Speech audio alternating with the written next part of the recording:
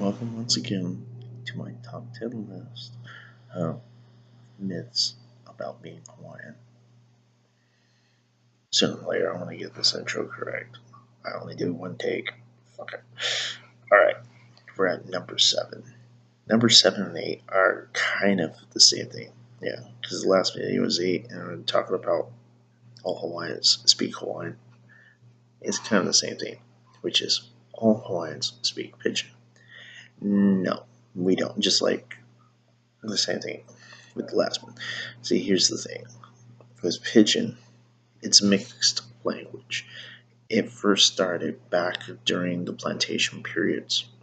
Okay, you can say it started back even further with the first arrival of Europeans, especially the English. So you had was some people would speak like a Mandarin of English and Hawaiian at the same time, so it would be like in and out of the two languages, like mashing the two.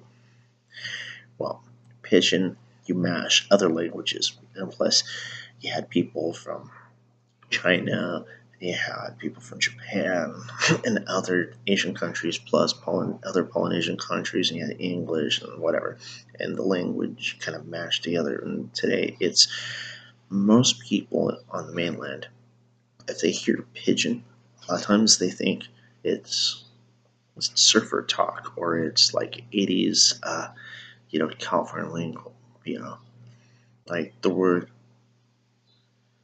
broda, which actually derives from the word brother, and, or like brada, the mainland you'll hear, ja, bra, man.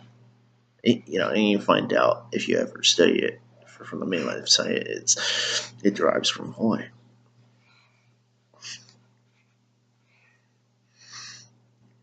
It was brought over by people that surfed in Hawaii and that surfed in California. They're usually Californians, and it was like just a natural bringing it over. And then popular culture by the 80s brought it forward to the rest of America and the world, especially Bill and Ted's Excellent Adventure. I was never brought up to speak Pidgin. I was taught if you're going to speak Hawaiian, speak it properly. It's kind of the same thing. I'm saying that, Ebonics is English, or, all Americans speak Ebonics, which that's not the case.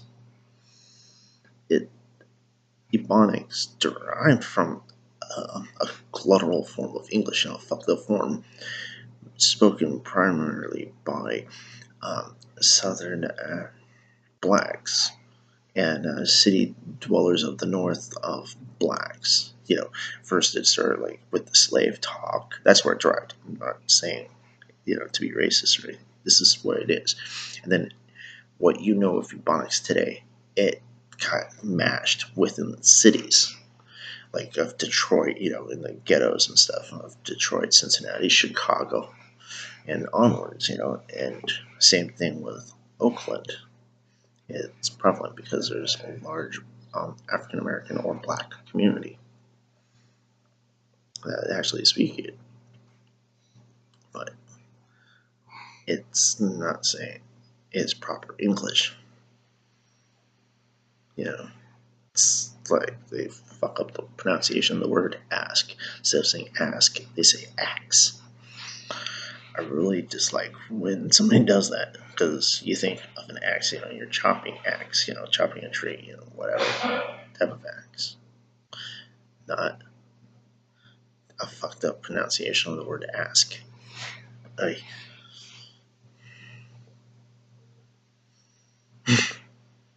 So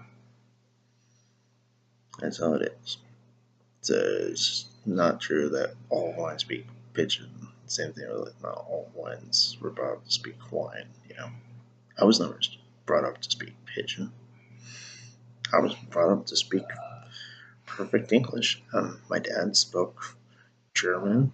I learned some German. I learned French from him and from TV mainly, and movies. I grew up with all that.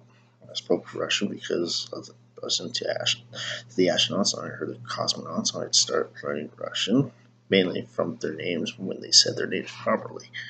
and I see it written on the tag, I learned how to pronounce each of the letters and translate it. And I don't speak it perfectly, but yeah. Same thing with, see, more of the French I know is from cooking.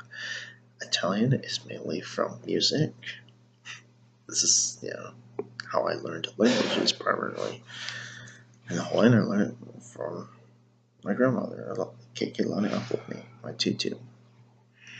My great grandmother, tutu. I wish I could hold her, tell her I love her, I miss her. She's dead. Well, till then.